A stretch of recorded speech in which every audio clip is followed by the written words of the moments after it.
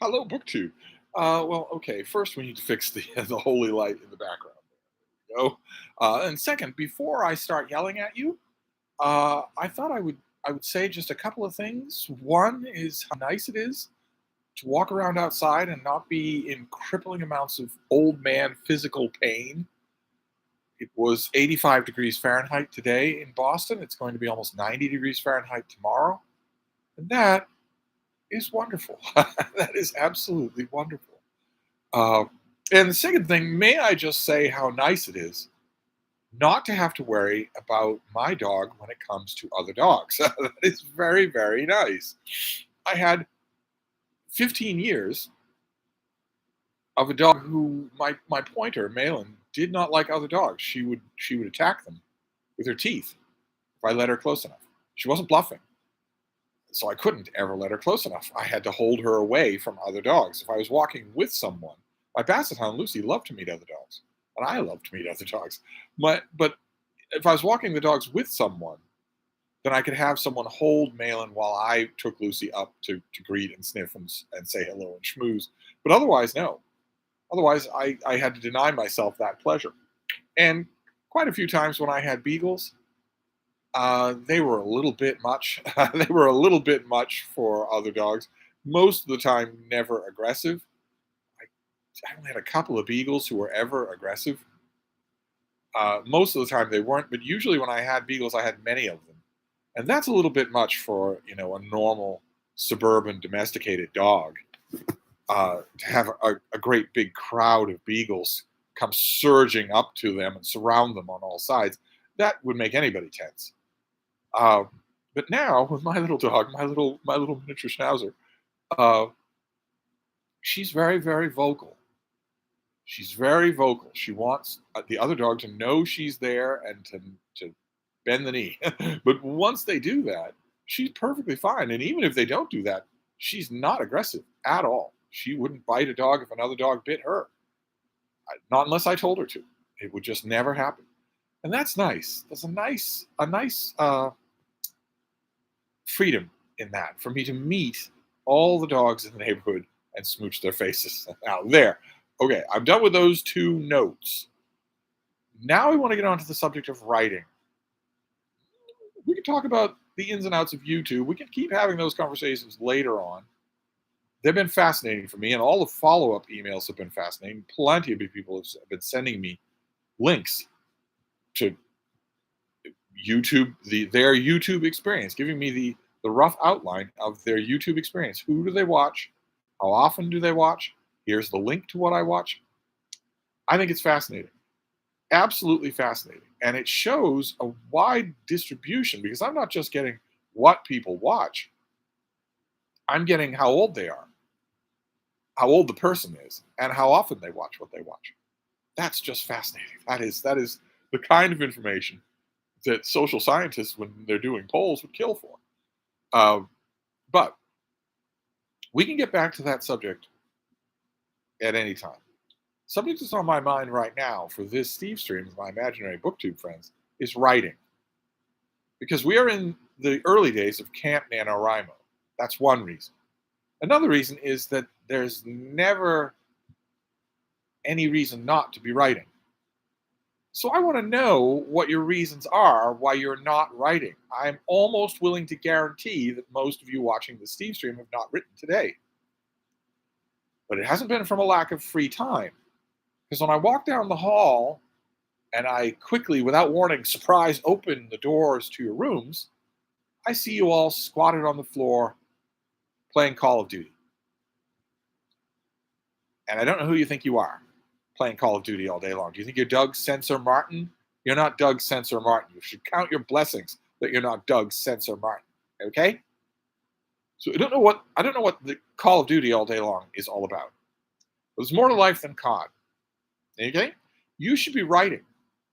I know I say this all the time. I have been saying this my whole life. But you should be writing. And you're not. It doesn't have to be for Camp NaNoWriMo, although I would love the company. I wouldn't I wouldn't have anything I wouldn't have any place for you to hang the company right at the moment. because I haven't updated my Camp NaNoWriMo page, but I am going to do that tonight. And you all have heard about my project anyway. Why don't you have one of your own? Why aren't you writing? I'd be willing to bet there's virtually nobody listening to me right now who doesn't want to write. So why aren't you doing that? 200 years ago, I would have known what the answer was.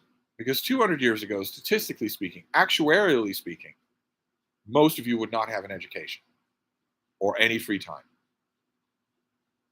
600 years ago, none of you would have had an education. 1,000 years ago, not only would none of you have had an education, but even if you had had an education, the ability to write what you want would have been almost non existent. You would have needed a good library, a permissive teacher, the raw materials, paper, pen, ink, and also social and religious permission. It's been almost unheard of for you to have all of those things all in a row. 1,000 years ago, it would have been almost impossible to do, even if all of your personal elements had lined up exactly right. But now, now you can all write at any time, anything you want. I won't even stress the point by reminding you that in addition to being able to write anything you want at any time you want, at any length you want, you can also publish what you write for an audience. You can also do that. It's very easy to do. You can self-publish. There's no stigma to it anymore. Even if you don't want to go through the huge rigmarole, the prohibitive, and I would argue largely self-defeating rigmarole of whoring yourself out for an agent and then having your agent make all sorts of peremptory demands, even though they read 2 books a year. And then maybe you whore yourself out with their demands because there's nothing you'd like more than that Simon & Schuster contract. There's nothing you'd like more than having your book in a bookstore.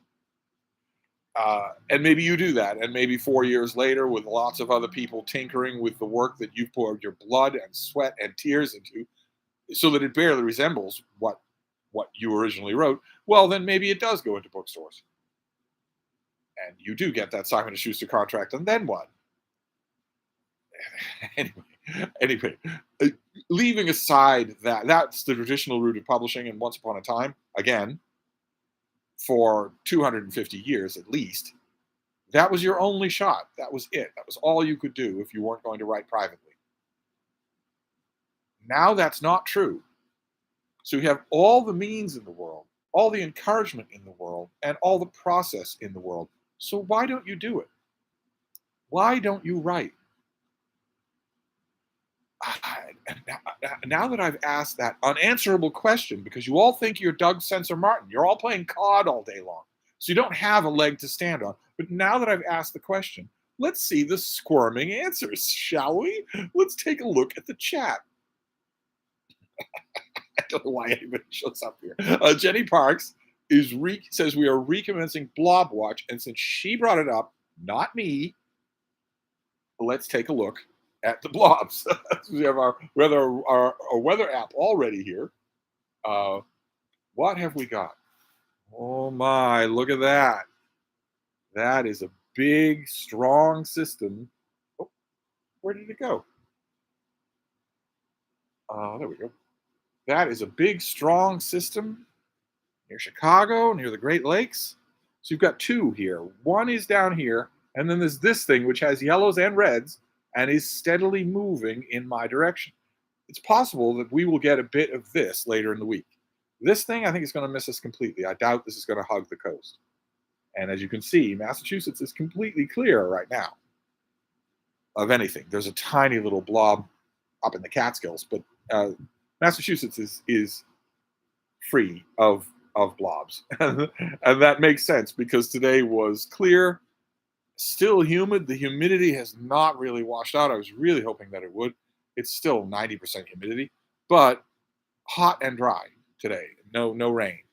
But anyway, Dream in the Garden. I'm not sure I remember that name. Hello. Aaron is here. Good evening. Jenny Park says, are we about to get yelled at again for not writing? Yes, you are.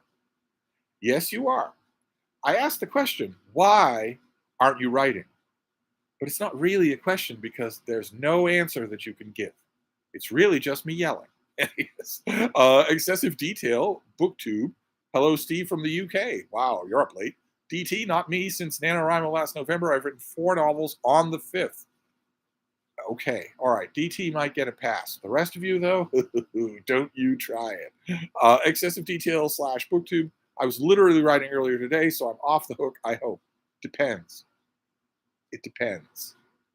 I'm not in the mood to let anybody off the hook tonight, except the actual writers. And I don't think any actual writers are going to show up in this chat. Aaron says, I wrote today. All right, good. Maybe I'm wrong about the actual writers not showing up. Jenny Parks, I'm writing in the chat. Does that count? No, it doesn't. No, it doesn't. What is your current project? What is your current literary project? What are you writing? What work are you writing that only you can create? Brenda Nauber, new job here. Does it count if I wrote part of a report this afternoon? Plus, I'm super into library books right now. No, writing work reports doesn't count. And you're super into library books. Yes, fine, and that's great. But where would you be if the writers of those library books hadn't written anything? Why aren't you writing? Anyway, that reading guy, I read slowly, so most of my free time goes to reading instead of writing. The rest goes toward booktube. Don't you try to guilt me. Don't you try to guilt me. There's plenty of time in your life for both me and writing. Okay? And also, the last thing you people want to do, the last red flag that you want to wave in front of the bull, is to imply, as that reading guy just did, that you don't have the time to write. That's the last thing you want to do because it's not true and you know it. You give me a half an inch to sniff around in the perimeters of your life, and I will point out to you the vast oceans of time that you're sitting cross-legged on the floor of your room playing Call of Duty. Jared Henderson is here. I wrote 1,000 words today. I'm nearly done with 2 chapters of the manuscript. I find that difficult to believe when you're mostly combing baby goo out of your beard. And also, it's been what now? 95, 96 days since you slept, which is usually in humans fatal, except for young fathers, for fathers of newborn firstborns. They manage to do it, but they still undergo the full blanket of psychosis that comes with no sleep whatsoever for 2 solid months. Excessive detail booktube. I was working on my steampunk fantasy today. Felt good. Had to stop due to headache, but I've got a solid 3 hours writing in. Well, okay. The numbers are turning out a little better here than I expected, but View from the bar is here. All right. Well, he gets an exception. But working daily on the 3rd draft of a new novel and midway into the 2nd hour of a sitting, it's carpal tunnel that does me in, like a spike through the palm down to the elbow. You still get a pass. DT, I threw away my first 2 novels, but I learned a great deal in writing them. Still like those 2 ideas that turned out badly, with the dread of writing another bad version, what to do. There's an answer to the question of what to do. If that question is not rhetorical, I would like to answer it. Write. That's the answer to what to do. Write.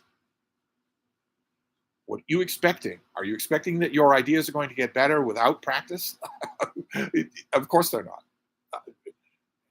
We're doing good so far. Most of you are involved in writing. That's great. Aaron, I've where'd you go? Why does the chat bounce like this? Oh, it's because there's 65 people here. Maybe that's why. Here, let's. Oh my God. I've self-published a bunch of erotica and made some pocket money off it. Have you really? Boy, I really need to work on self-publishing. I really do. I mean, I know all about it. I know all about its parameters, but I've never actually tried it myself. Excessive detail, bad novels are all perspective. Remember, Stephen King threw away Carrie. It only got published because his wife saved it. Are you new here, excessive detail? I'm thinking that you're new here. Bad novels are all perspective seems like you're right on the edge of saying it's all subjective. Okay? And you shouldn't say that. If you're on the edge of saying that, you shouldn't say that. Bad novels are, of course, not all perspective. Carrie is a bad novel, a very, very bad novel. I don't care how well it sold. I don't care who grabbed it out of the trash bin where it rightly should have stayed. Bad novels, bad writing is not just perspective. Okay. But anyway, excessive detail again. What you think is bad might be someone else's favorite novel. Don't be afraid to do it. No, what I think is bad is a legitimately, objectively bad novel. You are right on the edge of saying it's all subjective, and it's not all subjective. But anyway, Jenny Parks, I used to love writing as a kid and was quite fearless in letting people read it. Not anymore, though. The thought of anyone reading my stuff terrifies me. Why would that be? Why would that be? Do you still write? Anyway, even if that's true, you don't have to show it to people. There are 3 tiers to writing, after all. One is writing for yourself. That can at the very least be done by keeping a good, muscular, challenging journal that no one sees except your future you. So, but not just maundering. Make it a structured thing. Give yourself a time limit. Write and cover a page a day with good, detailed stuff. Recall the conversations. Maybe shape that entry for pacing, although not for dramatic effect. That's tier number 1, is writing for yourself. Tier number 2 is writing for an audience. That audience doesn't have to be anything more than a group of friends who all show each other their own writings, or a couple of relatives who have always encouraged you to write. It doesn't have to be anything more than that, but at least it's not hermetically sealed. It's not just you. Someone else is going to see it. That will have an effect on your prose. That will have an effect on the process of writing.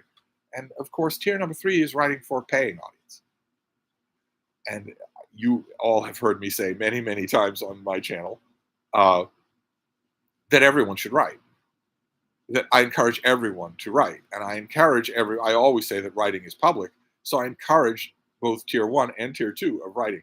Tier 3, I'm not doing that. I'm not saying that everyone should write for a paying audience. I leave that aside. That doesn't come into my discussion of writing. I should point out here, I don't want to harp on this at all. I don't want to direct my ire in any one or two specific dimensions. But when I tell someone that they should pursue tier 3 of writing, when I tell someone you should be writing for a paying audience, I am never wrong. Never. And the reason I know that is not because I insist on it or dumb luck. It's because in order for you to be cut out good, rightfully positioned to write for a paying audience, that will mean that other editors will take your work and pay you for it. I don't make that claim with almost anybody. And the reason that I know that I'm never wrong about it is because I've had that job. I have that job right now. I have been many, many times and am right now a literary editor. And I'm never wrong about it. Which is why I'm very sparing in whether or not I browbeat people along those lines. But the first 2 tiers, writing for yourself or writing for an audience, you should definitely be doing. Being lamb, I have nothing interesting to say and would write boring, terrible, derivative, retread garbage. Why waste time when I could read others' good stuff? You could be wrong. That's why. And there's plenty of boring retread garbage that has a loving, devoted audience. You might be that book for someone in the future that they need to unlock their own creativity. If you don't write your work, they might never find it. But it's the best reason of all is that you're going to love how it feels. We shouldn't be afraid of pure solipsism here. You're going to love how it feels. That's why you're going to love doing it.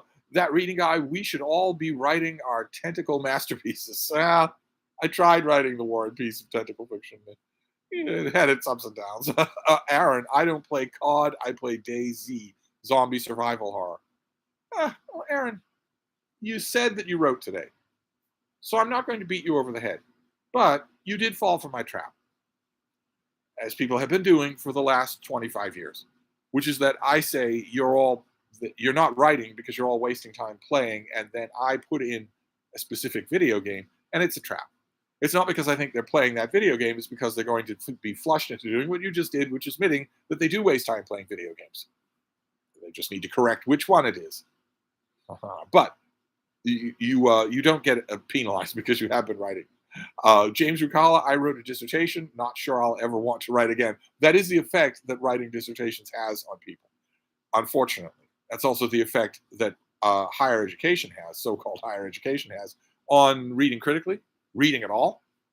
Yeah, I've seen that kind of burnout, but you have to fight past it. You have to. It's one of the reasons, one of the primary indicators that higher education is so poisonous. But it shouldn't be permanent. Don't let them win. Monet Doyle says, hello. Carolyn Nixon, I came for the blobs, but I'm staying for a chance of a Frida sighting. She's right here. She's right next to me. We went on a walk an hour and a half, 2 hours ago. It was mighty hot for the little baby. Sidewalks were hot on her tiny little tootsies. The air was hot on her lungs. The sun was hot on her tight little fur. She never admits it. She just kept bustling and blasting along. But by the time we were back here, she was pretty darn tired. Uh, View from the bar is back. We need to a bell to introduce each blob watch. Did I hear blobs? So let's take a look. Let's see what we have. Oh, what has changed here? Okay, well, no, okay. This is updated for 7:15. And yeah, that system right here is pretty big. That is pretty big. That's what? The whole width of the state. And you can see that it's got red and yellow highlights in there. That's a pretty strong thing. The question is, will it be frittered away by the Great Lakes? Will they fritter it away? Will they sap its energy, or will they feed it energy? Those Great Lakes are very hot right now. It's possible that they will. It's possible that that will be some precipitation for us here in Boston later in the week. But not before tomorrow. Tomorrow is going to be a bright, sunny, steamy, hot day. Colombian thunder, honestly, I spend 90% of my time at work. Once I'm at home, I just want to rest and not do anything. Depression doesn't help. Right now, I'm at lunch, so lucky to catch the stream. We don't spend 90% of your time at work. That's illegal everywhere in the world, unless you are, in fact, a slave. And if you are a slave, there are more slaves in the world today than there were during the 19th century. If you are, in fact, a slave, I don't know why you'd be getting lunch or being on a Stevestream. I sympathize with a grinding work schedule, but you have time. Some of the authors, some of the best authors in the world, some of the most enjoyable authors, also had a crushing work schedule. They managed to make the time. Siva Bronstein, is there a writer who began practicing writing later in life, say in their 40s, and ended up becoming a good writer? Sure, absolutely there are. Yes, plenty. Plenty. Are you? Yes, the answer to your question is yes. There is no such thing as starting too late, especially since there are 3 tiers to writing. And for being a so-called good writer, what's it going to matter if it's tier 1? If you're writing just for yourself, then it's not going to matter. And if you're writing for friends, if you're writing for a small, intimate audience, well, then the fact that it might or might not be good writing will be grist for the mill. It'll make the evenings when you get together to workshop more interesting, not less. It won't be a badge of shame at all. You shouldn't let questions of good or bad worry you. Once you do the process, you will be hooked. That reading guy, quick, we need to distract him with a have you read question. Teresa, publishers love my work and send them more and they wish me luck. No idea how to take these comments. Was I just bad? Okay, if I understand that, you're talking about submitting work, right, to a publisher. And if you get a personalized note from someone saying, this, I'm sorry, this doesn't work with us right now, but I loved it. I thought it was really strong, that sort of thing. You should take that as a kind of encouragement. That is, in fact, the so-called good kind of rejection. That means it's someone's job at that publishing house to just fly through as many submissions on the so-called slush pile as is humanly possible. Take tons of them home in your bag, go through them one after another. Some of those people aren't really qualified for what they're doing. Others of them are incredibly jaded by how much they have to do. Some of them are looking for any way to make their job easier as opposed to just quitting. If you're looking for a way to cheat to make your job easier, you don't belong in your job, no matter what the job is. But every once in a while, some of them are still true believers, and they keep their instincts sharp. So they will They will take a stack of, manuscripts in manila envelopes or whatever. They'll take a stack of those things home. They'll open one, they'll look through it. Their instincts are pretty sharp by this point. My own instincts are incredibly sharp when it comes to this sort of thing. There's an electric tingle when a work is real. And it's amazing how many works don't have that. Now, there's no reason to shame them because they don't have that, except that the writer isn't aware enough not to share it for a paying audience. If you're submitting a manuscript to a publisher, you want a paying audience. That's the third tier of writing. Not many people. If you keep your instincts nice and sharp, then you won't need much when you're reading a manuscript to know right away, this is the real thing. And it sounds like that's what you're getting from publishers. That should be encouraging. If you were bad, believe me, you would not be getting that. No one would be bothering. Colo 1546, chronic writer's block is the reason, Steve. There's no such thing as writer's block. You have hands, you have muscles, you have fingers for typing, you have a brain and a functioning vocabulary. So you don't have writer's block. You might have future anxiety or whatever other psychological hang-up you want to call it about not writing Moby Dick at your first bat, but you don't have writer's block. I don't know what that means. That we're not talking about a blocked intestine. All of the functioning aspects of actually generating prose on the screen are still working just fine. You have a functioning vocabulary. You have a working imagination. You have fingers that can type, and you have a device that you can type on. Where is the block? There is no block. All mirth. I used to write poetry, but now I am happy and no one wants to read that.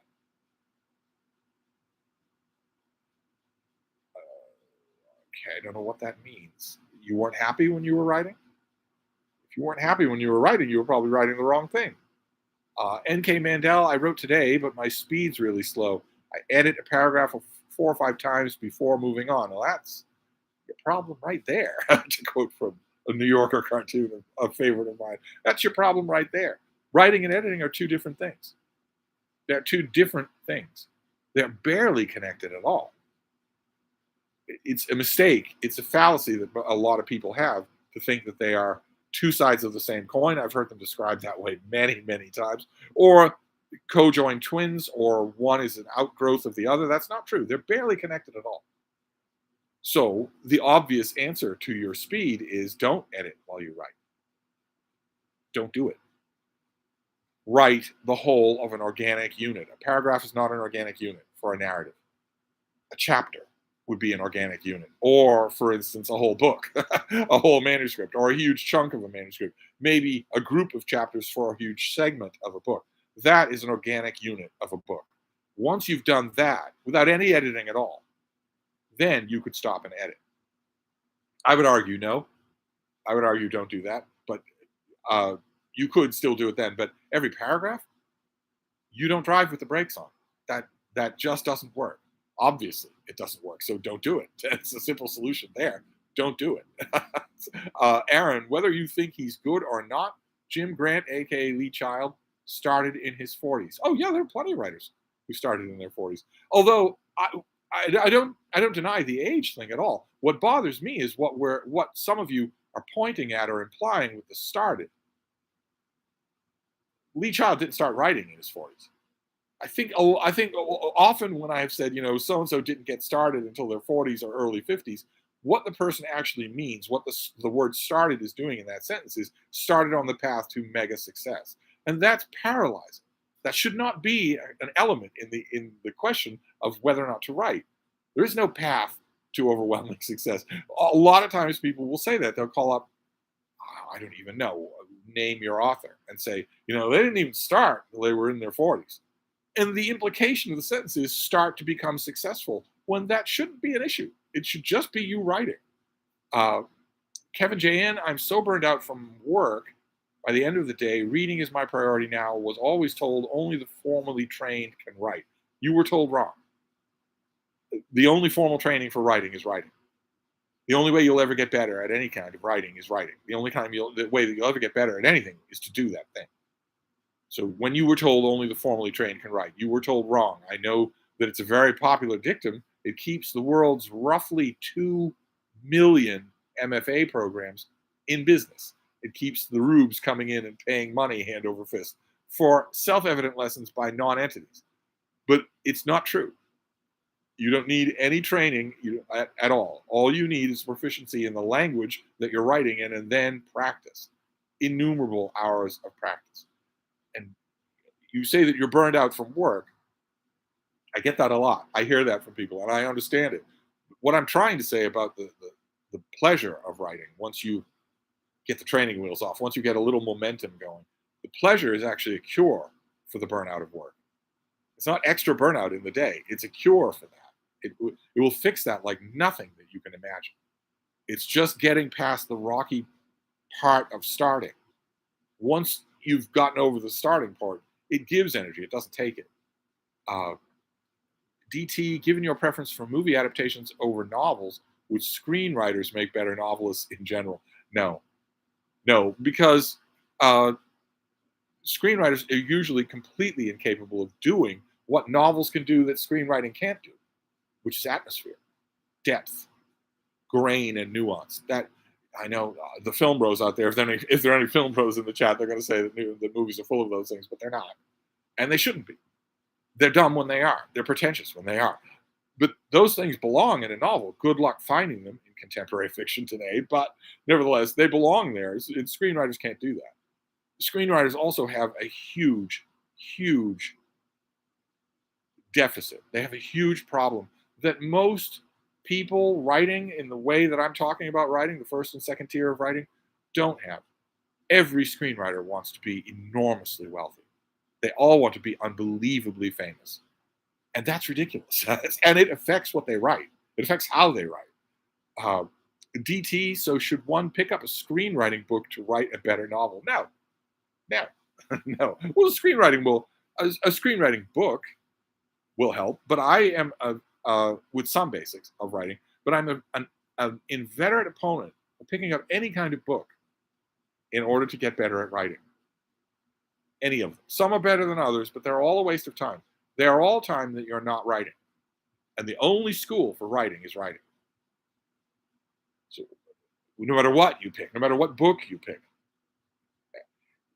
research, maybe if your writing project needs research, but I would say even if it does need research, like I mentioned in a video today on my channel, even if it does need research, that shouldn't preclude the writing time. There's still plenty of writing you can do even without the research. But most books don't require research. And you certainly don't need to read a book about anything. Screenwriting is a different thing because it's got a vocabulary of its own, techniques of its own. You're going to need to know those things in order to write in that format. But writing prose, no. Let's see here. N.K. Mandel, what would literature be without MFA? Am I right? A lot better. I can tell you that. It would be a lot better. That reading guy, what if you aren't smart enough to come up with ideas for stories? You are. How much smarts does it take? That's clearly what if you think that coming up with ideas for stories requires that you be really smart. You know what would fix that in about 2 seconds? It's not going to be available to you, but it is the ultimate cure-all for that idea, which is to spend 5 minutes, maybe 10 minutes in conversation with Mario Puzo, the author of The Godfather, who died a multimillionaire from the products of his pen. Spend 10 minutes in conversation with him, and the idea that you need to be smart enough to come up with ideas for stories will go right out of your pretty little head, right out, and it'll never come back. Do you have any idea, not to speak ill of the dead, but do you have any idea how dumb John Updike was? Let me tell you, he was pretty darn dumb. And he also retired a multimillionaire from writing. It's not a question of smart at all. And the ideas fall off trees. They're the easiest thing in the world to come up with. It just, what's the stupid, you got me thinking of screenwriting now. What's the stupid Hollywood phrase? Spitballing. Spitballing ideas is the easiest thing in the world to do. It's like that old dictum, right? The queen died, and the king died. Isn't anything. You add to it just a bit. The queen died and the king died of grief. And suddenly you have a story. It's just as simple as that. You added a prepositional phrase. You don't have to be smart to come up with those ideas at all. I guarantee you that within 3 feet of where your life is right now, there's an idea. And that's not even talking about fantasy or science fiction, where literally the sky's the limit. Andrew Russell, I just walked in the door, fired up the laptop, seeing you streaming. Everything has fallen into place. Well, we're ending at 10 past the hour. I'm mainly doing this just to yell at you all for not writing, for playing video games all day long instead. DT heard Dwight Swain's writing book on an earlier Stevestream months ago. Is this book practically good, Steve? You do not need a book about writing. What you need to do is write.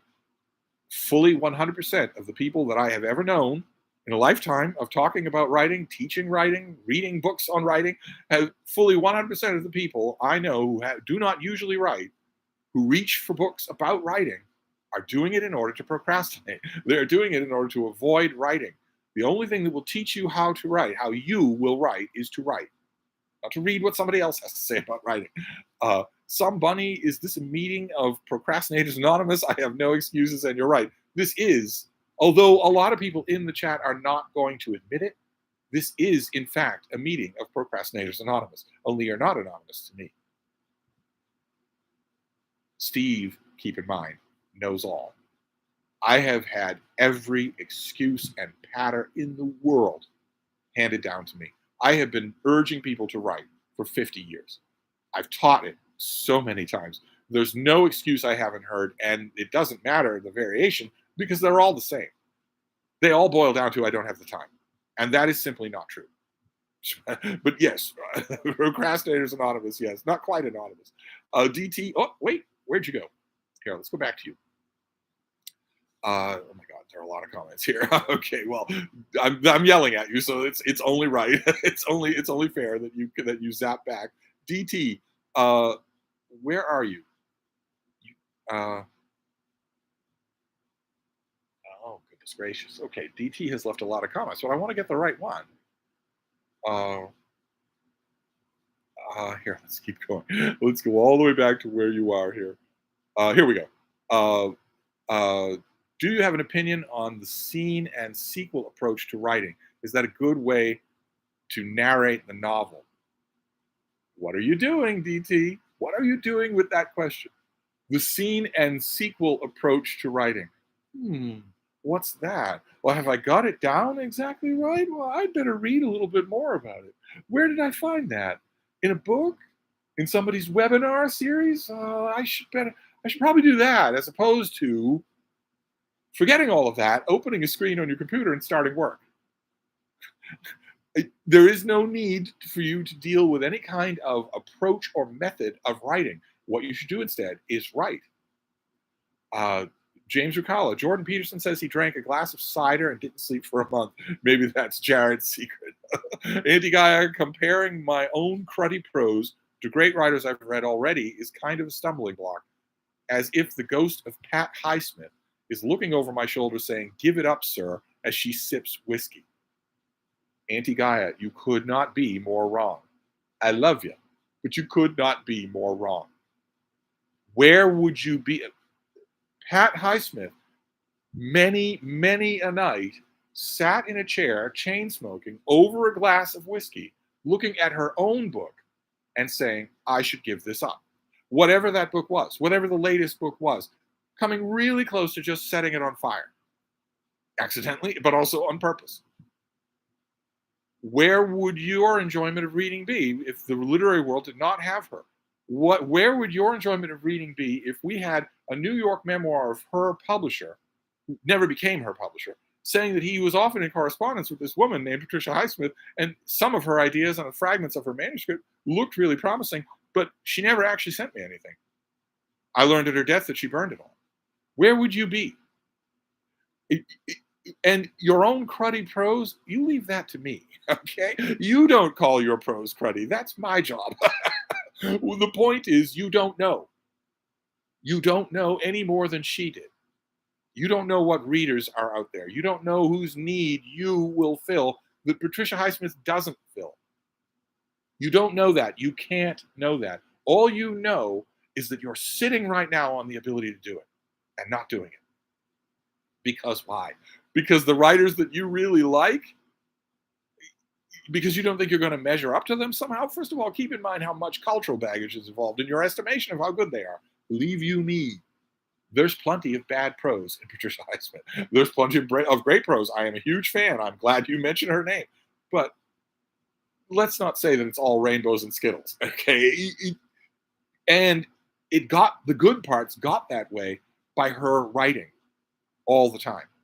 The letters collections that come out on a regular basis now from her show that she spent a lot of time in her formative years, in the fullness of her strength, before her addictions took over and incapacitated her, as they will, as they always will. They win in the end. If they're there in your home with you, they will own your home. Period. There's no variation on that pattern. But before that happened, she worked all the time. You should work all the time. View from the bar. Nora Ephron had a great answer. I can revise a bad page. I can't revise a blank one. Yes. Yes. DT, if directors don't matter, who does? The screenwriter, the actors, heaven forbid, the studio or producers? The actors. Duh. The actors. Goes without saying. Aaron, I probably recommend the Dwight Swain book. I recommend it in conjunction with Gardner's Art of Fiction. Yeah, for reading time. But you should be carving out huge blocks of writing time that don't involve anything like that. You certainly shouldn't be looking over your shoulder at who's saying you should do what in what way. Not at all. Not even John Gardner. That reading guide, Steve, please give us a writing prompt to inspire us to write. Well, I don't know what kind of a thing you want to write or don't want to write. It would all depend on what you feel like. A bald writing prompt might make it work. And this isn't work. Believe me, if you're stumbling or if you've just started and it feels like work, it will feel like swallowing broken glass. But once it's not that, once you've got it down, and that doesn't take long. It doesn't take long. Once you've got it down, it's not going to feel like work. It's going to feel like pure joy. That it is pure joy. Once you get past, there's no way to get past that. The books promise that you can get past that, but only because they want your money. There's no way to get past that rough initial start. But once it's there, once you know what you're doing, oh my. But so writing prompt, I have no idea.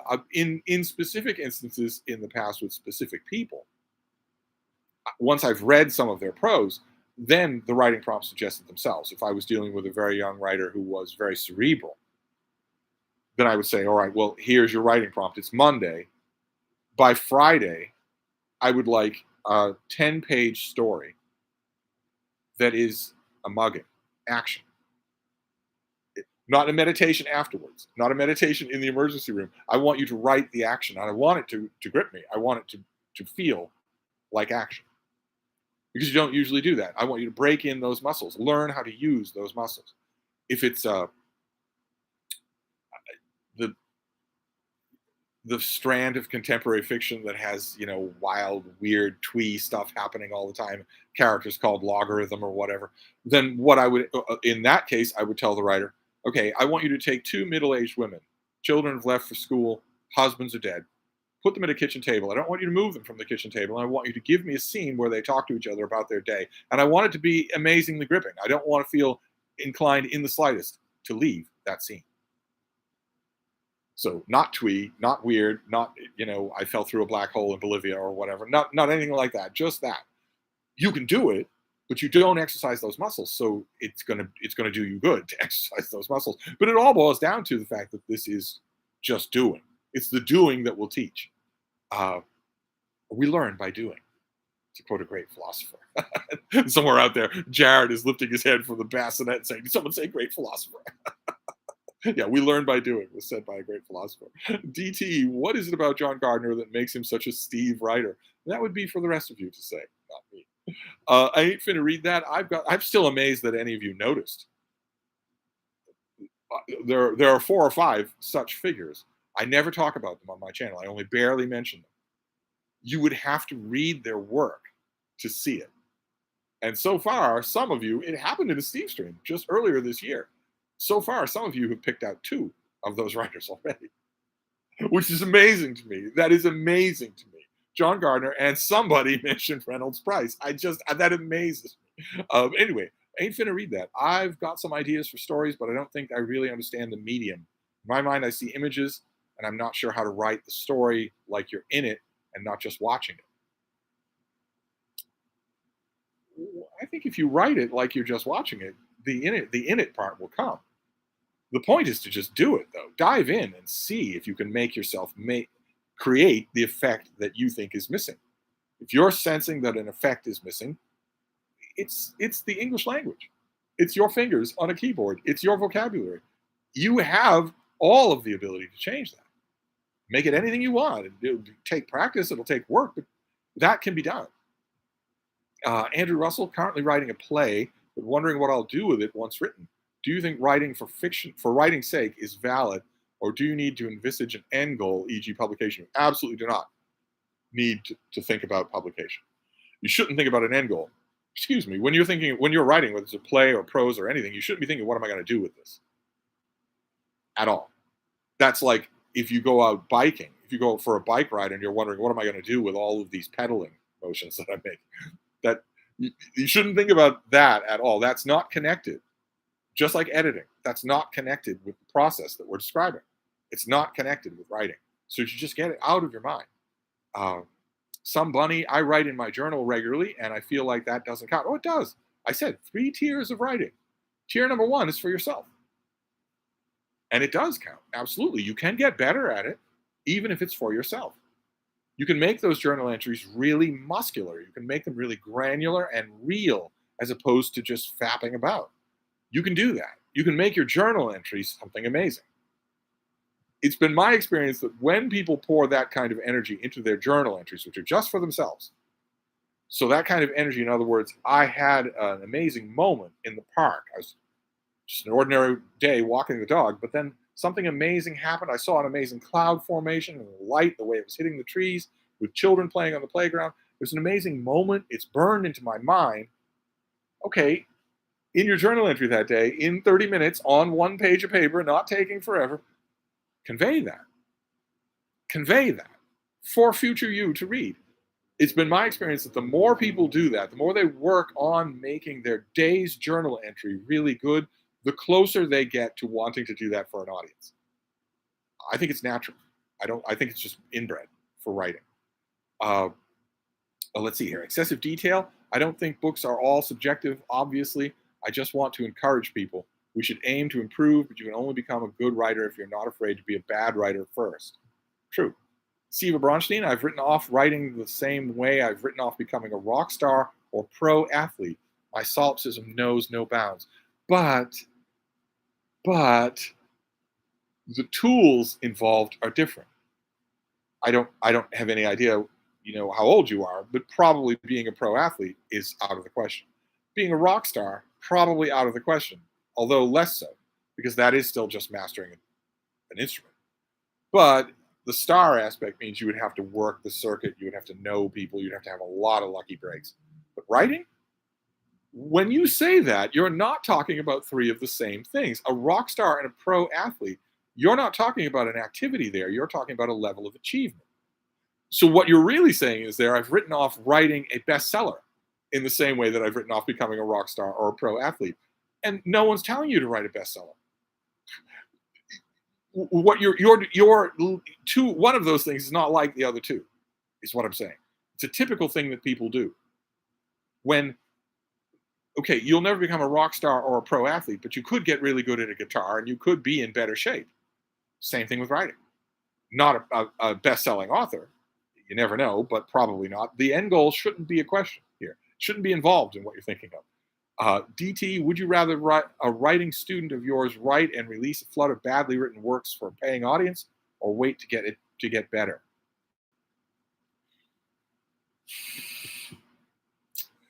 There are a couple of authors I thought we weren't going to talk about.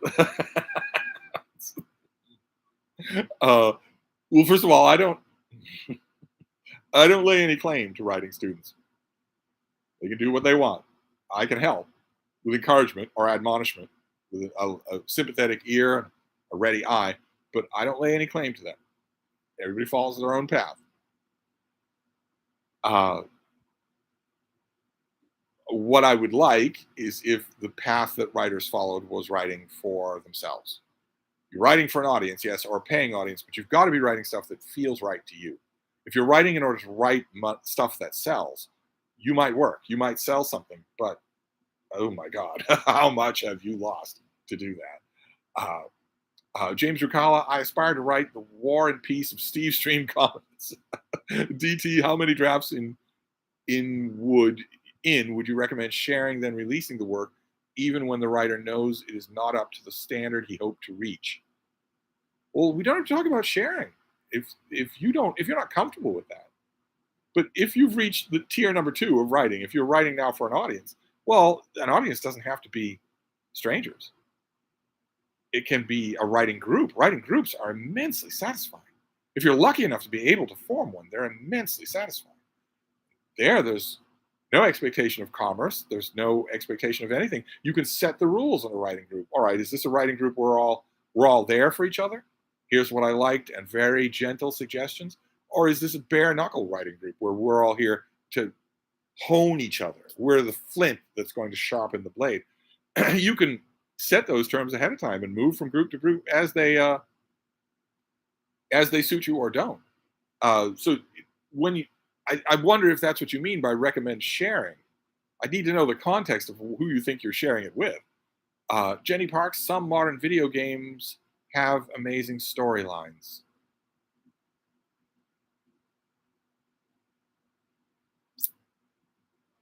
Okay, let's move on. View from the Bar has a message retracted. Maybe he responded to Jenny Parks' comment with the stream of obscenities that came first to my mind. Jenny Parks, I don't play myself, anger issues, but I enjoy watching my sister play Horizon Zero Dawn and Detroit Becoming Human. I assume from the placement of your comment that you are implying that they have good, amazing storylines, those two video games. Maybe you're just trying to goad me. Trish Bovell, the storm that just went through Chicago was stronger than even that blob represents. No kidding. All right, well, Trish mentioned the blob. You mentioned a blob, it will appear. So Trish is saying that this storm right here was worse than it looks. And if you can see, this looks pretty bad. It's big and it's got red and yellow highlights. Well, the red seems to be disappearing a little. The red's up top there. It's resolving now. There we go. There we go. And Trish is saying that that was worse than it looks. And it looks pretty bad. So the question for me is going to be, will it hold? Will it maintain its integrity to get to Boston? In which case, we will have a pretty wild end to the week. The Spaminator. I was writing every day for a pretty long stretch up until a month ago. Time has been completely taken up by reading, by choice. I'll explain in my next comment. There's room for both. View from the Bar. View from the Bar is not going to get brickbats here on the subject of writing for a whole bunch of reasons, one of which is the best possible reason. We all came for the Blob, Carolyn, but when he's in the room with us, we call him Steve. What can I say? This is incredible. You mentioned the Blob. Let's show it again. This technology is incredible. So here we have, look at that. This whole mess here is headed towards South Bend. That is pretty big. But is it big enough to get here? I don't know. Let's see here. Zap, Mishner started in his 40s. Yes, started to become Mishner, started to become a best-selling author in his 40s. But I get the point, yes. And it's good to remember that. It's good to remember that. But most of the time when I see this author wrote their first book here, or this author started writing here, usually the silent implication of those comments is that writing and writing a bestseller and a professional writing career are the same thing. And they aren't. And I wonder how many people that silences. N.K. Mandel, Helen Santmeyer made it in her 80s, made a bestseller in her 80s. Right. That's what I'm talking about. You shouldn't be thinking along those terms. The writing itself is all. Jenny Parks, were you working on your manifesto spaminator? Excessive Detail is responding to Siva. Let's see here. N.K. Mandel, I had lost all motivation last year after ejection plenty of boilerplate rejections. Yeah, boilerplate rejections will suck the life right out of you, definitely, because almost certainly it means no one looked at it. Which is why I say that if you get a rejection that is different from that, it's still a no. But if you get a positive rejection where someone says, "I read this, I was impressed by it, I don't think it's going to work for us, but please send us something else." That you should view that. It's still a rejection. It's still no, but you should view that with encouragement. Boilerplate rejections are the worst. Just a waste of time. Everybody's time. That reading guy, your job should be sorting through manuscripts for publication. A publisher's reader. Once upon a time, oh my, the stories I could tell. Once upon a time, a long, long time ago, when publishers had readers, when they had people that did exactly that. It wasn't agents who were expected to do that, and it certainly wasn't publicists who were expected to do that. They had a group of readers. Once upon a time, a long time ago, I was offered that job. I was offered a job at a publishing house to do that by a friend of mine who said, you would be perfect for this. Why don't you do this? But I felt like it would hamper my freedom. D Temple 54, love the stream. Probably don't need the weather updates, but then again, I smell. Well, but I'm not making the stream for what people need. Right? The Spaminator, after nearly dying of COVID, I made a list of books I wanted to read before I die. A month ago, I had 3 books left and decided to blaze through the last few. Halfway through the last one now. You're not guaranteed a minute, Spaminator. Made it through COVID, you could still get hit by a bus or a bolt of lightning. Putting off writing, because I assume that's going to be the follow-up here, is that's why you're putting off writing. You're not guaranteed any time. Take it from me. You're not guaranteed any time. The Spaminator, I will resume regular writing as soon as I finish this last book. Yes, you have time for both. And you're not guaranteed any time at all. But you've got a plan. You stick to it. Let's see here. Everyone's responding to the Spaminator. That's great. James Ricala, here it is. Have you read Bird by Bird by Annie Proulx? I haven't read Bird by Annie Proulx, no. It has a lot of biblical references that you might not understand. Fit to be read. Just back from P-Town. Bummed there wasn't enough time between Boston arrival and P-Town Ferry to drop you a line. But you were there anyway. You didn't get to visit me, but you were there. You went to P-Town. Remind me, was this your first time? When you're here for Wine and Calzones, I will tell you my stories of P-Town. One in particular that was where a young friend of mine, he actually came up in a Stevestream, or maybe it was a video. No, he came up in a video about a cross-country drive we had done. We just decided, we're here. We might as well make a scene. It might as well be something that somebody remembers. I don't know if anybody does. Probably not. It was a long time ago. DT, is having a handle on classical rhetoric or figures of speech conducive to good writing? No, it's deadly to good writing. I suspect the answer is no, but why? Because they're junk. Classical rhetoric and figures of speech, all that sort of stuff. Formal understanding of those sorts of things distances you from an audience. It distances you from a readership by making you the teacher and them the hoi polloi. You don't like it when writers do that to you, and no one else does either. So don't do it to them. No. And also reading all about that stuff, keep in mind, you know already, there's a whole library of that you could waste your time reading, as opposed to writing. That you could waste your time instead of writing. That's writing time that you'd be wasting. So no, it's completely artificial. It's a complete waste of time for actual writing. The only thing it's good for is to talk about it in context of writing more of it. Yeah, no. Classical rhetoric, no. Leave it out completely. That reading guy looks like James Ricala is prepared to burn down the Stevestream. Let's see here. That reading guy, you need to make videos on how to begin editing. Hey, I think that's the last thing I need to do. I'm not getting through to any of the people. I can feel it. I've been doing this for so long. I know from a distance, almost psychically. I'm not getting through to anybody here in this Stevestream that you shouldn't edit while you write, which is about as basic as it gets. You don't drive with the brakes on. That is about as basic as it gets. Your precious authorities about writing, from Brandon Sanderson to Stephen King to anybody, will all say the same thing. Don't edit while you write. And yet I'm not getting through to anyone. I can feel it. That all the people who came to the Stevestream and are still in love with editing to death every single paragraph that they write are still doing that. So I'm not going to make any edits to help them do that. DT, is there any relation between the Byronic hero and Dude Bros? No, except misogyny. Jenny Parks, I was thinking about getting back into writing with short stories just to get some practice in. You should do it. Absolutely. You should do it. Start today. View from the bar. Lee Child is great, but I can't stand his demonstrably false and totally unironic shtick about I submit my rough draft and it's published with zero edits, even from myself. Drives me nuts. Yeah, I'm glad you call it a shtick. It obviously is. I don't know who he thinks he's fooling. Uh, Monet Doyle, I am starting to read a hockey romance book. I don't understand hockey romance books, but I need to get. I haven't read one in months. I really need to do one myself. That reading guy, why did you join a writing program back in the day? Sheer misunderstanding of what was going on. Foolishly, naively, a tussle-haired dreamboat with nothing in his head at all, I naively thought that it would be different from what it was. I now know that they're all that way. It's not just the one I joined, it's all of them. They're all a waste of time. All of them are. Let's see here. Colombian Thunder, what are your thoughts on Ben Franklin's writing practice model? No writing practice. Ben Franklin or Ben Schmanklin, no writing practice. Write instead.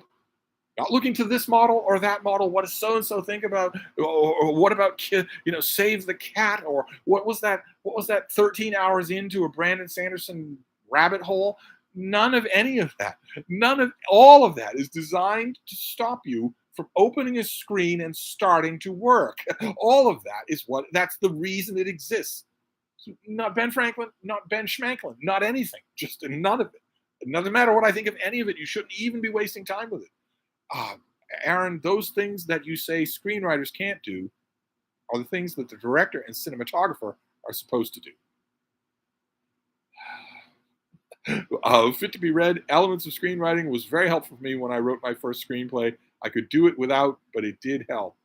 A little bit of rebellious streak going on in the chat. That reading guy, your writing starter kit plays a trick on the procrastinators out there. Graveyard shift. Steve, does just write apply to poetry as well? Obviously, right? Yes, any kind of writing. The only school for writing is writing. The only way you will ever get better at anything that you do. You might think not. You might think, no, I learned something from reading so-and-so's book for the 50th time. But you didn't. You didn't. The only way you learn about writing is to do it. Aaron, Benjamin Franklin's writing practice is called copy work. I think it's worthwhile. It isn't. Jenny Parks, I would be happy if even one person liked my stuff, let alone getting popular or famous. Well, do you have a writing group? They're easy enough to find. I'm sure you have one in your neighborhood. And like I said, they vary in terms of how explicitly they promise support, reinforcement.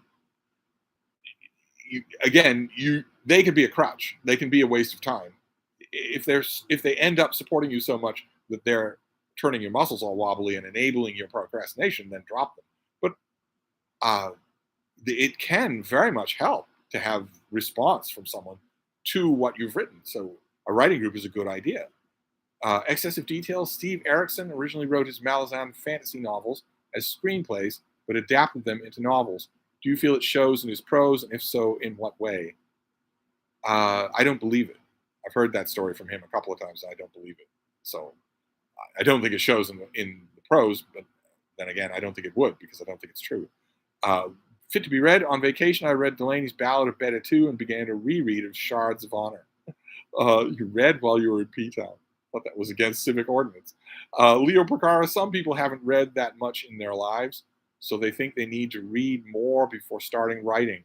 Most writers have 10 books that influence them and are taking from sometimes less. I think I got to the end of that comment, but I lost it. Here, let's go and find you again. That was Leo Percara. Well, where are you here? Help us look at all these comments. Oh, that's not good. We've got 72 people here.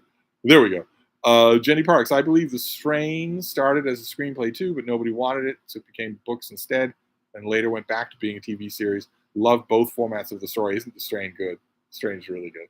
That reading guy, there's a certain booktuber who spends his free time doing live streams instead of writing his 1,000-page autobiography. Not gonna name names. That reading guy, right now, right now, while I'm wrapping up this Stevestream, my day still has 10 hours left in it. No matter where you are in the world, no matter what time zone you're in, I bet that's not true for you. Okay? Uh, Aiden says, my excuse is that I can't find original vintage hard hand carved typefaces for my letter at 32 Olivetti typewriter, which of course yields the greatest prose possible. You joke, but I know so many people who'd be nodding so vigorously at this. If Jared Henderson's still here, I know so many people who would be looking at that, although Jared's probably got over it because he wants to write a book. N.K. Mandel on reading books to hello with writing. Should that be help with writing? Does this include books written in the tradition that you're trying to write? Basically, accomplished works that do something close to what you're trying to do? No. No, it doesn't. No.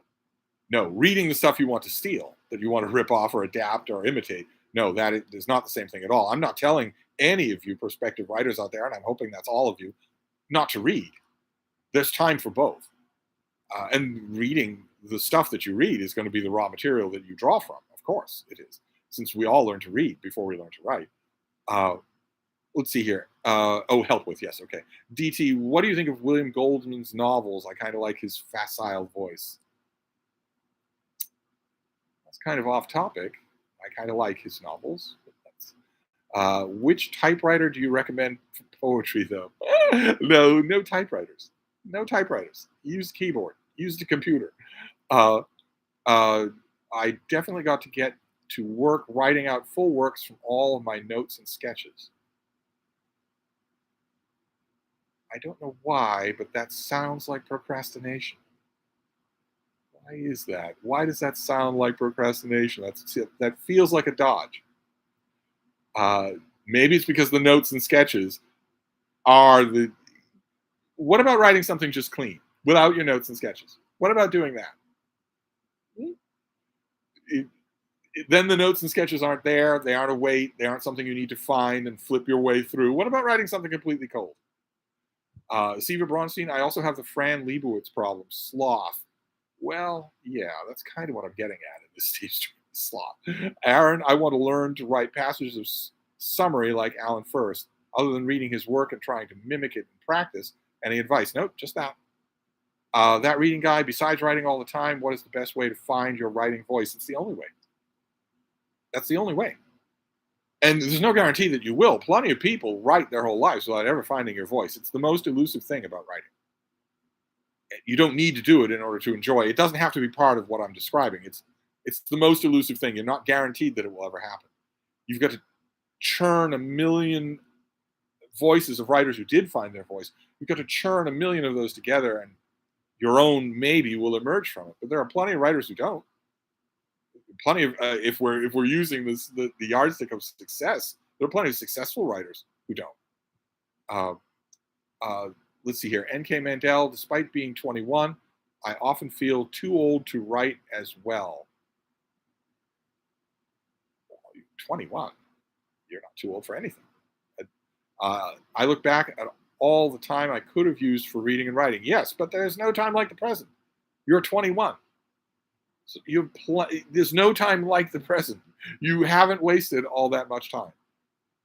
21 is very, very, very young. Jared Henderson, to address your previous concern about my sanity, I have been able to write for at least an hour per day, and it is pure joy. See, Jared is agreeing with me, and he has 1 billion subscribers. That makes him right about everything. It's a pure joy. I'm telling you, you won't know that until you get there, and you should, because once you do, no one can stop you from doing this thing. And it is the power of a God on earth. It feels so good to do. That is the ultimate motivation here. Jared is agreeing with me. We don't agree on much. He's agreeing it's pure joy. But outside of that hour, I may not be cogent. I could use some sleep. Yes, you're a young father. You could use some sleep. That goes without saying. That reading guy, how do you write about being mugged without any knowledge of your topic? Waste writing time doing research? No. Ooh, no. I can guarantee that Isaac Asimov never saw a human-shaped robot in his life, much less one that could walk and reason and split hairs. You don't need to experience it to write about it. All you need is your imagination. If the first attempt doesn't seem convincing to you, write 10 more attempts. You don't need to research it. Sam, how do you write introspection? Like show the thoughts of characters? Oh, yeah. Show nothing else. Yeah. I can write action scenes easily, but this makes my story too fast paced. I don't know how to slow it down without it being dull. It's not, it's, you don't write only action scenes. No one writes only action scenes. You don't need introspection. Simple dialogue will do. Or where are the characters? You can't write a description of a restaurant as an action scene. Sooner or later, you have to write something else. Great that you know how to do it. Action scenes, they're really tough to do, but you don't need to go all the way to introspection to get there. Aaron says, I recommend Swain and Gardner because they have diametrically opposed approaches. You can do hyper-structured pulp like Swain, or you can do more literary stuff like Gardner. Follow the one you like. Yeah, don't follow either. Write. Just write. Just write. You read the two of them and juxtapose them against each other, you're going to be tempted to juxtapose the third person. Let's find someone else. What did they have to say about the art of writing this thing that I could be doing right now instead of hunting out what other people did? DT, is it bad to emulate subject matter that comes easy? For me, it's 1960 style spy-fi, which I no longer read, but it just pours out. Or attempt to grow another more worthwhile ideas I struggle with. I don't know what you mean by worthwhile. Worthwhile seems like it's looking at the business end, being a bestseller. I could be wrong about that. If it's looking in that direction, it shouldn't. You shouldn't care about that, and you shouldn't do any editing either. Those are not part of writing. They're other things. They're completely separate considerations. But when it comes to the subject matter, I'm a firm believer that you should write what you like to read. So if you don't read this stuff anymore, are you sure that your heart is still in it? If your heart's not in it, your reader's going to see that. Aiden says, speaking of or not writing for an end goal, when my brother and I were little, we would just feverishly write stories with no end goal in sight. It was like trying to exorcise a demon and having fun. You should write with no end goal in sight, except your own work, except its own dictates. That reading guy, why don't you discuss those 4 or 5 Steve writers? Is there something sacred about them? There's nothing sacred. No, there are reasons. I'm amazed that any of you. There's only one way to find those people, and I'm amazed that it happened. That still amazes me. It's one of the most amazing things that has happened to me in connection with BookTube. Sam, also, what if I find myself getting way too influenced by certain writers? Everything I write looks like an imitation of Flannery O'Connor, but not nearly as good, of course. That is just a wave. It's just a wave washing in. When that wave washes out, the bits and pieces of your own native writing talent, your taste, your idiosyncrasies, you will have grabbed little bits and pieces from that immersion in one author, then you immerse in another author. When that immersion fades away, you'll have little bits and pieces here. That's how you build a writing style and a voice of your own. Nothing bad about that at all, as long as you don't get stuck in it. ASDD, I've been writing 1 page a day for a few weeks now. Good for you. Good for you. That's a very hopeful end. We have to end the Stevestream. I'm nowhere near the end of the comments, I'm sure. But we do need to end this. Bottle Imp Books, I write for a living, content for tourism industry, but I still enjoy writing creatively for my own amusement. It's wonderful for the mind. I agree. Sean G, say I want to write a Tudor fiction, but I don't want to be anachronistic. How much research should I be doing for that? I don't know that much about the period. If you're not writing history, if you're writing fiction, then you're writing stories about people. What is your story? Your answer to that question will not have anything to do with research. What is your story? If you're writing fiction, then you're writing a story about people. So are these idealistic young lovers? Is there an obstacle to their love? Is it a famous Tudor person? In which case, there obviously must be an obstacle in their world, in the history of their life that you know about. You can write that and fill in the research later. You can write that and do research as you go along. You do not need to delay that process at all. Aaron, I heard on a podcast hosted by an agent and a self-published writer that a lot of popular writers hate writing the stuff for which they're known. I don't doubt that at all. From what I read of new releases, I don't doubt that at all. That reading guy, were John Irving and Frank Conroy writing students of yours, or maybe you just knew them?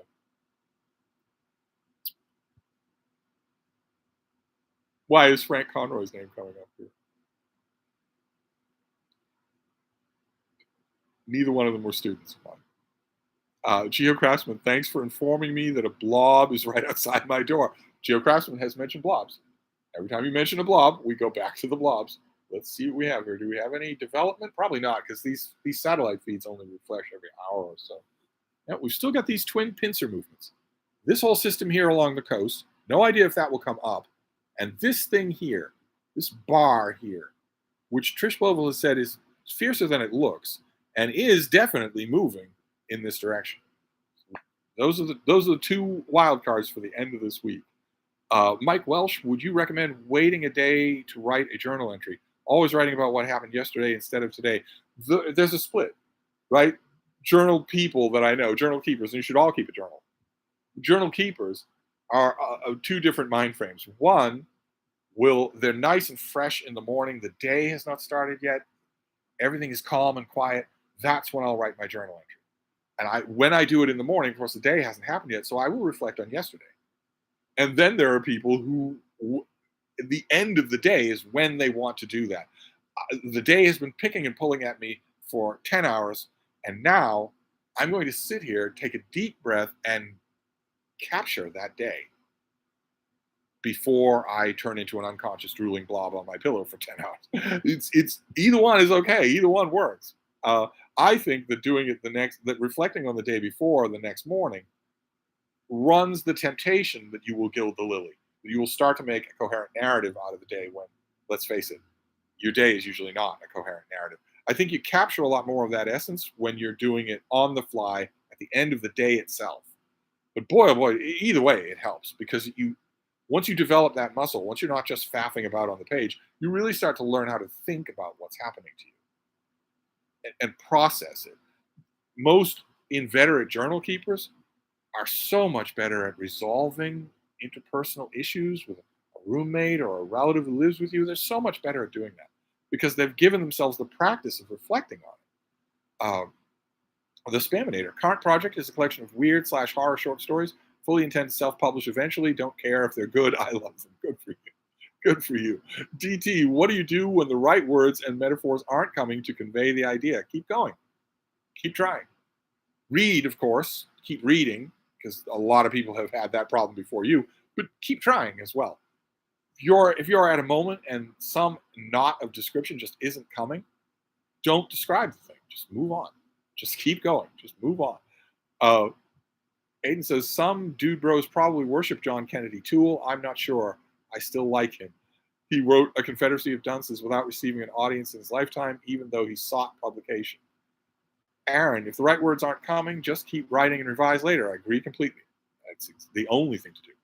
A Confederacy of Dunces was one of my favorite books during my childhood, and I grew right by his death site. I still drive through there from time to time. Oh, wow. Jay Nicole, would you please post the comments of the live stream for later review? Comments, meaning the chat. Doesn't the chat post anyway? I thought it did. I have no idea how to do one way or another. Is some sort of toggle I can switch to make sure that the chat shows? Every time I've ever replayed one of these things, the chat has eventually shown up, and I'm just hoping that it does that automatically. Aaron, Lee Child, and Dean Wesley Smith, the greatest living writers today, all thanks to never editing. The Spaminator, don't say you're not getting through to anyone. I do not edit while writing. Good. Aaron, ironic that the Spaminator claims Steve is getting through to him. Well, there's only so much I can fix. Randy Ray is here. Hey there, everybody. But we're wrapping things up. Now that Randy's here, the neighborhood has gone to hell. Eric Zelinsky, question regarding editing. Many writers credit an intensive editing process as their main mode of composition. Where does editing and revision fit into the writing process? It isn't part of the writing process at all. They aren't connected. They aren't two sides of the same coin. They aren't a furthering of a process. They aren't connected at all. They're two different things. They're eating ice cream and riding a bicycle. They're two different things. So not connected at all. So if you're writing, no editing. No editing. The most that I would agree with is if you're writing and you finish an organic part of your writing, whether that's a chapter or a group of chapters, as a segment of a book, like in a big fantasy novel, then maybe, although I say not, I say write and keep writing until you get to the end, until you type the end.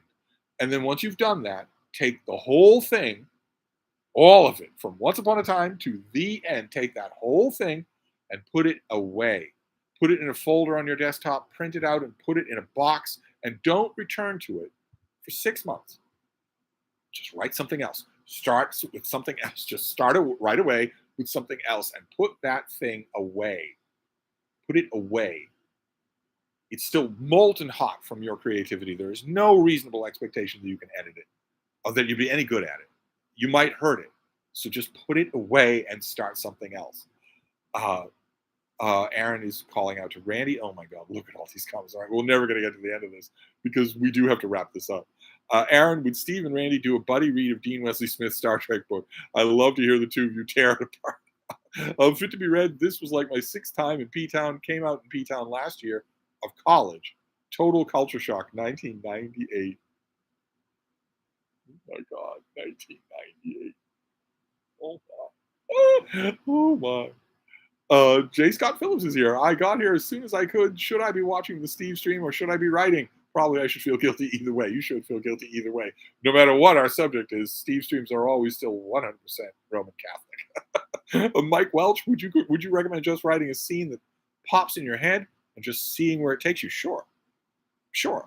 Although I definitely recommend doing that, especially if you've got the momentum that such a vision will suddenly impart to you. But it won't take you any time at all to flesh out a superstructure for that scene, and then just keep going. It doesn't have to be just that, and then you stop. Steve Bronstein, I get it. I need to just write for myself alone. But I want everyone to love me and tell me how smart and clever I am. I want veneration and accolades. Well, you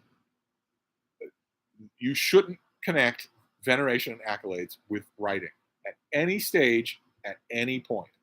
And B, if I may don my dog collar as your father confessor, you also shouldn't want veneration and accolades. Okay? Dominus Robiscum. Randy Ray, I'm totally down for a buddy read of Dean Wesley Smith's Star Trek novels, but we have to finish New Voyages and New Voyages 2 first. Street Medic, I wrote a book just to see if I could. It's crap, but my coworkers seem to like it. Look at that. So you wrote it and showed it to people. Good for you. And you obviously showed that you can, so you should do it again. Aiden says, it sounds like we all need a couple of good Jesuit cracks across the knuckles to shake us out of our sloth. Yes, sloth, which is one of the 7 deadly sins. It's no small thing. It's a big deal. There is no frigate like a book. I've never written fiction. Is there a book you could recommend? No, you haven't been listening to my yelling? I've been yelling at the top of my voice for an hour now. No, there is no book that I can recommend. You should start right away. You don't need a book to teach you how to write fiction. Writing fiction will teach you how to write fiction, not anything else. So start right away. If you want to, you say you've never done it. You don't, and you say that could I recommend a book? But you don't say whether or not you want to. If you want to, then you should start right away. Start today. N.K. Mandel, Steve, I'm on my 30th reread of On Writing by Stephen King. How many more would it take to become a good writer? Can't polish a turd there, N.K. Mandel. Aaron, after you finish your 30th reread of King's On Writing, read Carrie 50 times. 30 on writings and 50 carries. Amen. Let's see here. You can read the chat if you replay the video. Well, that's what I would hope. Candace Yuri, hi Steve. Yes, the live chat shows up a few hours after it's done. Okay, great. Jay Nicole's responding to Aiden. Spaminator, oh, how to get ideas. This is what works for me. I keep a notebook with me and write down any odd or unusual experience I have out there in the world, usually at work. Example, a guy pulled into the parking lot of the U-Haul. He has the most gigantic eyeballs I've ever seen. He asked if we sold binoculars in a notebook. Aaron says, "Have a good night, Steve." Okay, we're at the end of the comments, and that's good because we're also at the end of the time that I have here. DT says, "Steve, this was immensely helpful. I've inadvertently started reading more about writing to get better, but now I'm just going straight on to writing. do another stream before it happens again. We could easily keep talking about writing. I used to do this for a living. I know every twist and turn you people have. I know every twist and turn that writers have. It doesn't bore me. I'm not saying that I'm jaded, but no one ever procrastinates in any new way. And I can sniff out procrastination a mile away in the infinite variety of shapes that procrastinators tend to give it. I once had a person, Randy Ray will actually chuckle at this. I once had a person who actually tried to use chemotherapy as procrastination for writing. Oh! They'll use anything. People will use anything, any kind of procrastination, but I can see it all. There's nothing that's legitimate. Nothing.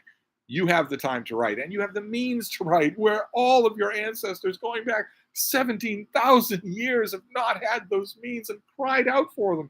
How many of your ancestors working in a peat bog in Wales or a farm in Ireland, how many of them have looked at the stars and wondered if there was a world circling one of those points of light and thought about maybe writing a story about it? They don't know how to write. Even if they knew how to write, they don't have paper or pen or leisure or permission. You have all of those things. You have all of the abilities that they dreamed about, and you don't do it. I anyway. Anyway. uh, Anyway, we are going to wrap this up. Let's see here. Excessive Detail says, I'm going back to my computer and write some more after this stream. I feel inspired. And J. Scott Phillips finishes up with, do we have time for another blob check? And how is the California coast going? I think your coast is going to be blob free. But look at the size of this thing. Good Lord. That is headed my way. That is headed to Massachusetts. That is a couple of days away from Massachusetts. That's gotten bigger during the Stevestream. I don't think that's going anywhere. So I think I can probably count on rain, at least, maybe thunder. We didn't get any thunder in the system that's gone off to Nova Scotia. We didn't get any severe weather out of that. We did get a little bit of rain, but even not as much rain. But let's zoom out and see the bad news for J. Scott Phillips. Oh my, there's not much, is there? Little half-hearted puckerings here and there, barely enough to wet the lawn. Let's see if there's anything coming. Is anything coming? No, not really. No, not really. Heat and dry, and that's it. Wow. And what about possibility of hurricanes? We're a little bit early in the season for hurricanes. We've got a depression there. Probably not going to amount to anything. It's in a month, really, about a month and maybe a week or 10 days that down here, where I've spent so much time here, I've spent so much time here, and it's about a month and 10 days until this starts to get stuff off Africa, blowing out and gaining strength over these very warm waters. And then they just start to barrel towards the Texas coast and the Gulf of Mexico. But nothing like that, no activity like that now. So really, this is the thing to keep an eye out. This, if you remember your earlier Blob watches, this was way up here a couple of Steve streams ago. And now it's here, and we have been told Trish Boval is on the ground, and she has said it's real. So it'll be coming here. The Spaminator, I know the only way to learn is to do. You learn by doing, said a wise philosopher. But it would sure help to understand what good writing is when you get the editing part. You have the knowledge, you give it. That's not part of this Steve stream. You are trying to link two things that are not linked. They are not together. They aren't connected to each other at all. We can worry about editing in some other Steve stream where we're talking about editing. Right now we're talking about writing, which you do not do. Which people do not do. They don't do anywhere near as much of it as they should. And most of them who have the ability to do it don't do it at all. That's not connected with editing at all. But anyway, we have to wrap this up. I really appreciate you all being here. For me to just yell at you for an hour and a half. But I do have to wrap this up. I have a lot of stuff to do, including, ironically, a lot of writing to do. And I want to get a lot of that done before I start to read. I don't want that hovering over me when I shift everything over to reading. So I'm going to have to wrap this up. I just wanted to get a little of this off my chest. about writing. I've been dealing with a lot of people involved in Camp NaNoWriMo, and it's been bugging me. Some of these things, they never fail to bug me, no matter how many times I've encountered them in 50 years of doing it. It never actually becomes blasé for me. It never becomes something that I can just say, "Oh well, you know." That never happens. It irritates me every time. All of your ancestors are crying out for the opportunities you have that you're not using, that they dreamed about. And that, as long as that's on my mind, this never becomes blasé for me. But we can change the subject to something else for next time. I'm gonna have to yell at you for another 90 minutes. But I'm gonna wrap this up for now. Thank you very much. Thank you all very much for being here, for listening, for teasing me. This has all been so much fun as usual. So I'm going to wrap this up, but I will be back. We will do this again. Thank you, BookTube. Thank you so much. Oh man. Oh man.